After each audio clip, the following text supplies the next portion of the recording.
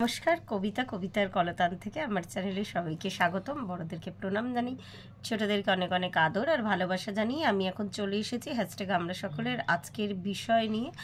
আজকের বিষয় যেবাদি দিয়েছেন, বিষয়টাকে বলিনি। বিষয়টা হলো যে মন হলো আমাদের সুখ দুঃখের হিমালয়, তাতে চড়তে শিখতে হবে, তাকে নিয়ন্ত্রণ করতে শিখতে হবে। যেবাদিকে অনেক ধন্যবাদ আজকের বিষয় দেওয়ার জন্য। আর এইটা মানে এই কথাটা সত্যি একদম মানে 100% সত্যি। মানুষ মানে যখন মানুষ সাধনা করে না, তো সাধনা এটাও একটা মানে এটা হচ্ছে সবথেকে টপমোস্ট সাধনা আর কি একটা সংসারী মানুষের ক্ষেত্রে, যে যার মনের উপর কন্ট্রোল আছে নিজের। তো এর মতো সাধনা সংসারে থেকে, আর এটা সাধন করা বা এটা প্রতিনিয়ত প্র্যাকটিস করা, আর এই প্র্যাকটিসে থাকা যে কতটা কঠিন, যে যে জানে না সে তো জানেই না, সত্যি কথা। তো সে ওই লোয়ার স্টেটেই সারা জীবন জন্মায়, বাঁচে, মরে যায় আর কি। যেহেতু আমরা চেষ্টা করি না এগুলো থেকে বেরানোর, চেষ্টা করি জীবনকে হায়ার স্টেটে রাখতে, আমরা কিন্তু এই ব্যাপারগুলো ধীরে ধীরে বুঝে গেছি। সত্যি সত্যি নিজের যত এই ব্রহ্মাণ্ডের যত কিছু কর্মকাণ্ড বলো, যা কিছু বলো, সব পুরো কন্ট্রোলটা কিন্তু নিজের মনের ওপরে।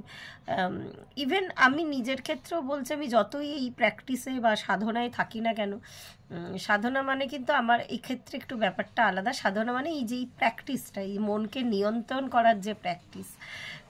সাধনা মানে হয়তো আজকে যারা আমার চ্যানেল নতুন দেখবেন তারা হয়তো ভাববেন যে ধ্যানে বসা, হ্যাঁ অবশ্যই ওটাও মানে সাধনার অঙ্গ, কিন্তু মানে ভিড়ের মধ্যে থেকেও নিজেকে একা করে রাখা, তো এইটা হচ্ছে সংসারী মানুষদের এই সাধনাটা সবথেকে বড় কঠিন। শ্রী শ্রী রামকৃষ্ণদেবও কিন্তু ওই একই কথা বলে গেছেন। এই সাধনার মতন মানে এতে যে সিদ্ধি লাভ করবে, আমার মনে হয় সে পৃথিবীর সবথেকে বড় সাধক আর কি। সংসার জীবনে থেকে এই মনের নিয়ন্ত্রণের সাধনা, বিশেষ করে মেয়েদের ক্ষেত্রে। কেন আমি মেয়েদের ক্ষেত্রে বলবো, আমি যেহেতু নিজেকে উদাহরণ হিসাবে রাখি সব জায়গাতে, আগে নিজেকে দিয়ে টেস্ট করি। ইভেন আমি প্রতিনিয়ত পার ডে এইরকম ফিল করি, একবার লো স্টেটে নেমে যাই, অনেক অনেক অনেক কন্ট্রোল করি, কিন্তু ওই যে বললাম যে সবার সারফেস তো সমান নয়। আর ঈশ্বর ইচ্ছা করেই এখন আমি বুঝতে পারি, ইচ্ছা করেই আমাকে এরকম টাফ সারফেসে দিয়েছে আর কি, যাতে লড়াইটা আরও টাফ হয়। টেস্ট এটা আমার আর কি প্রতিনিয়ত। তিনিও বসে বসে দেখছেন আর কি আমি কতটা নিজের মনকে নিয়ন্ত্রণ বা কন্ট্রোল করতে পারি, আর কতটা সেই হিমালয়ের চূড়ায় চড়তে পারি। ঠিক এখানেই ওই ম্যানিফেস্টেশনের ব্যাপারটা আসে। আমার মনে হয় যে নিজের মনকে কন্ট্রোল করতে পারবে, আস্তে আস্তে সে নিজের মাইন্ডকে নিজের কন্ট্রোলে করে নিতে পারবে। ইভেন সে যে কাজ করতে চাইবে তার সাথে কিন্তু সেই কাজ, সেই জিনিসই কিন্তু সংঘটিত হবে আর কি, সেই ঘটনাটাই তার সাথে ঘটবেই। তো ওই একদম ওই সাধনা করতে করতে যখন সেই উচ্চস্তরীয় সেই সাধনায় মানুষ পৌঁছে যাবে, মনের কন্ট্রোলের একটা কালো জিনিসকেও সে যদি মনে করে যে এই জিনিসটা সাদা, সত্যি সত্যি সেই জিনিসটা সাদা হয়ে রূপান্তরিত হয়ে যাবে সাদাতে তার সামনে। তো এইখানেই আমি যতটা আমার ক্ষুদ্র মস্তিষ্ক দিয়ে বুঝেছি, ওই যে বললাম যার যত কঠিন সারফেস সে আরও বেশি বুঝতে পারে যে ওই ওই প্রশ্নগুলো আস্তে আস্তে সমাধান হয়, যে কেন এত কঠিন একটা পরিবেশে জন্মানো, কেন বড় হওয়া, কেন পরবর্তী জীবন কাটানো। যারা এইগুলো ফেস করে না তারা মনে হয় আস্তে আস্তে, আর যারা এই ধরনের প্র্যাকটিস করে বা যারা এর সংস্পর্শে আসে, সবাই আসতে পারে না, আমি আরেকবার বলছি, সবার কিন্তু এই ধরনের অনুভূতি হয় না। হ্যাঁ, সবাই কিন্তু ওই নিরন্তর আর কি ওই প্রত্যেকটা মানুষের মধ্যেই আপস অ্যান্ড ডাউনস স্টেট রেগুলারই আর কি তারা থাকে আর কি, আমি বলবো না, কিন্তু সেটাকে তারা রিয়েলাইজ করে না। দুঃখ দুঃখ দুঃখ, মানে সারাটা জীবন কিছু মানুষের ইচ্ছা মানে আর কি কথাবার্তার মধ্যে আর কি ওই দুঃখী দুঃখী দুঃখী দুঃখী হতে হতে না ওই দুঃখটাকে ম্যানিফেস্ট করে ফেলে। তো এর জন্যই বলছি, অন্তত যাদের একটু হলেও এই ব্যাপারে চেতনাবোধ হয়েছে আর এই সাধনা যারা রপ্ত করে ফেলেছে, আমার মনে হয় জেবাদিও তাদের মধ্যে একজন আর কি। এত সুন্দর বিষয়, এত চিন্তা ভাবনা করা বিষয়, মানে ওটা ভাবতে পারাটাই তো, যারা না সাধক তারা এটা ভাবতে পারবে না এই ব্যাপারটা। হয়তো অনেকে ভাবতে পারেন ক্যামেরাগুলো অনেক বড় বড় কথা বলছি, কিন্তু এটা অ্যাকচুয়াল ফ্যাক্ট, এটা একটা সাধনা। আমি সবসময় ওই ধ্যানই পদ্মাসনে বসে ত্রাটক করলাম বা যোগ সাধনায় রত হলাম, সংসারের সব কাজ ফেলে রেখে আমি পারবো না। আমি ওই জন্যই বললাম মেয়েদের ক্ষেত্রে কেন বেশি টাফ ব্যাপারটা আর কি, যারা একদম পুরোপুরি সংসারী লাইফে নিমজ্জিত। হ্যাঁ, সে হয়তো হতে পারে চাকরি, কিন্তু মেয়েদের সংসার করতেই হয়, যতই সে চাকরি করুক, প্লেন চালাক, যাই করে থাকুক না কেন, একটা সংসারে ব্যালেন্স মেনটেন করতে গেলে মেয়েদের কিন্তু এইটুকু করতেই হয়। এবার যদি মনে করে যে কেউ কারোর লাইফস্টাইলকে একদম নিজে নিজে অন্যভাবে লিড করবে, আমার মনে হয় তার থেকে ভালো আর কিছু হয় না। আমি এই ক্ষেত্রে আমি হঠাৎ করে একটা ছেলের আমি ব্লগ দেখি আর কি, আমাদের হ্যাশট্যাগ আমরা সকলের অনেকেই দেখে, ভীষণ ভালো লাগে ছেলেটাকে, সঞ্জয় বারুই ছেলেটার নাম। তো ভদ্রলোক একা থাকেন, একটা স্কুল টিচার, সরকারি চাকরি করে, বেশি বয়স না ছেলেটার আর কি, ইয়াংই। তো মানে ওনার জীবনটাকে না আমার মনে হয় ঠিক এই ধরনের উনি সাধনা আর কি আগের জন্ম থেকে করেই এসেছেন। ওনার ব্লগ দেখলেই বুঝতে পারবেন, প্রত্যেকটা কাজ, মানে বলে না যে সত্যি কথা, কাজের কিন্তু কোনো জেন্ডার হয় না।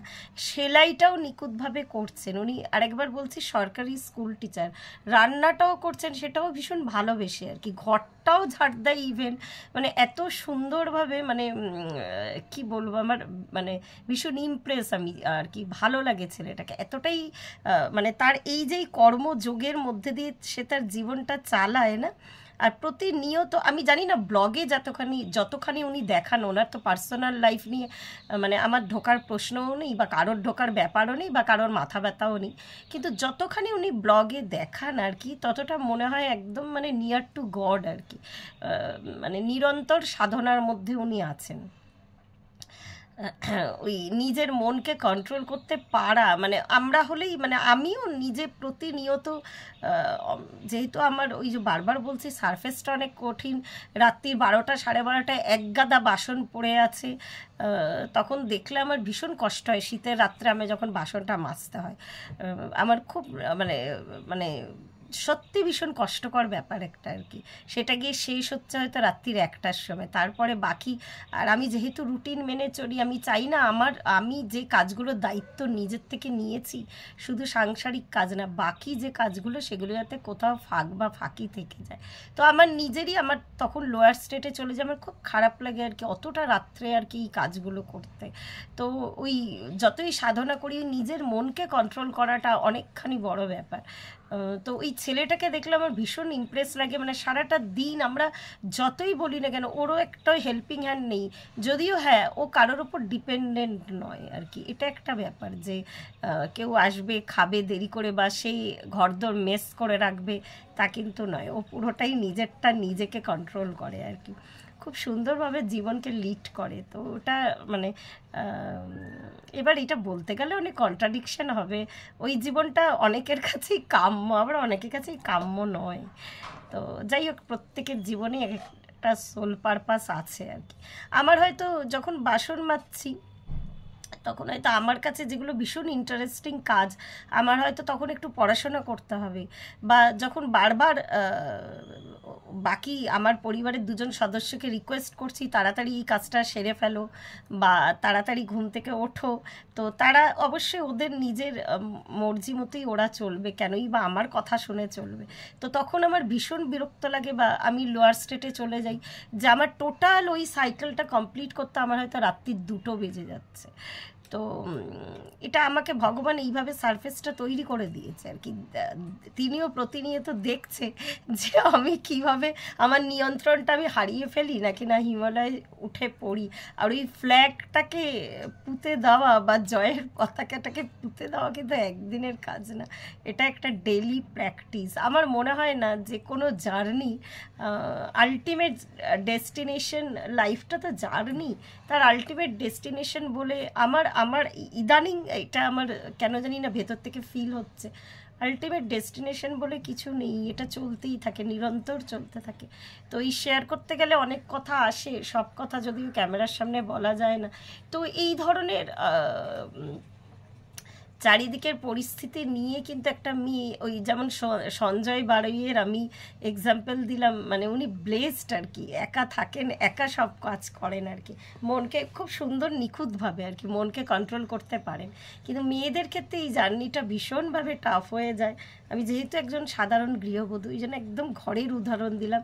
হ্যাঁ, যারা মানে অবশ্যই আমি মানে নিজে এমন নয় যে পুরোটাই ঘরের কাজেই ব্যস্ত থাকি, আর যারা আমার লাইফস্টাইল জানেন তারা জানেন আর কি, বাকি কাজও আছে আমার সাথে।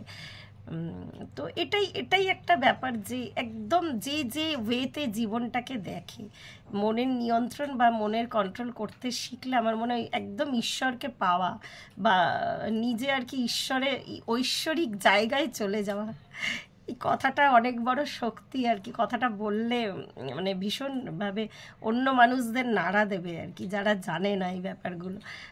আর ওই আমি নিজেই এই ঈশ্বরই মাঝে মাঝে আর কি ডেভিল হয়ে যায়, যখন আমি সত্যি আমি ভাবতে পারি না রাত্রির 1টা বাজে শীতের রাত্রে আমি কি করে আমার কাজগুলো কোপ আপ করবো, কী করে আমি মানে টোটাল ব্যাপারটা, শুধু শীতকাল না যে কোনো সময় 24টা ঘন্টায় আমি নিজেকে এইভাবে ব্যস্ত রেখেছি আর কি, যে এটার পরে ওটা, ওটার পরে ওটা, তারপরে এটা, আমার মাথায় না সবসময় প্ল্যানিং। মানে অনেক মানে আমি যখন ইভেন আমি বন্ধুদের কালকেই বেরিয়েছিলাম, আমি আনন্দ করছি, আমি এই জায়গাতে আছি, কিন্তু না আমার মাথায় একটা প্ল্যানিং চলে, এরপরে এটা করবো, এই এই এই এই এই সবসময় যে প্ল্যান প্রোগ্রাম করা, এটাও খুব একটা ভালো জিনিস না। আমি জানি ওই সাধনার আর কি এখনো পর্যন্ত মানে আর কি এই জায়গাতে পৌঁছাতে সময় লাগবে, বুঝতে পারছি। ওই জন্যই এত টাফ আমার সারফেস। আমি জানি না এটা এই জীবনে আমার ক্ষেত্রে সম্ভব কি না। তো ওটাই বললাম, যেবাদি নিশ্চয়ই এই সাধনাটা নিশ্চয়ই কি আমরা জানি, যেবাদিকে যারা একদম মানে যেবাদিকে কোনোদিন সামনে মানে চর্মচক্ষুতে দেখতে পারবো কিনা আমি জানি না, কিন্তু আমি প্রচণ্ডভাবে ফিল করি, যেবাদির গন্ধ পাই যেন, মানে এরম একটা ব্যাপার আর কি। জানি না কোনোদিন ইহ জন্মে দেখা হবে কিনা। তো এটাই, সাধক না হলে এই নিয়ন্ত্রণ বা এই হিমালয় চড়া আর প্রতিদিন ডেলি ওয়ার্ক, তুমি একবারই হিমালয়ের চূড়া জয় করে ফ্ল্যাগ পুঁতে দিয়ে আসতে পারো না, ডেলি নামতে হবে, ডেলি উঠতে হবে তোমাকে। তো এই করতে করতেই একদিন ওই মরা মরা বলতে বলতেই একদিন রাম নামটা মুখ থেকে আসবে। তো এটাই ব্যাপার।